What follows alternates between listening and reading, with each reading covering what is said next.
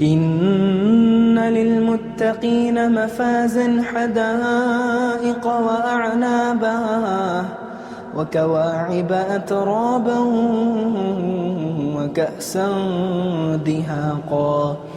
لا يسمعون فيها لغوا ولا كذابا جزاء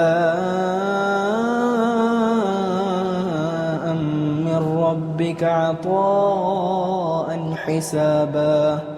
رب السماوات والأرض وما بينهما الرحمن رب السماوات والأرض وما بينهما الرحمن لا يملكون منه خطابا يوم يقوم الروح والملائكة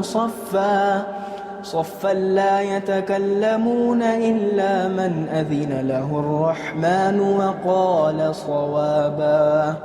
ذلك اليوم الحق فمن شاء اتخذ إلى ربه مآبا إنا أنذرناكم عذابا قريبا يوم ينظر المرء ما قدمت يداه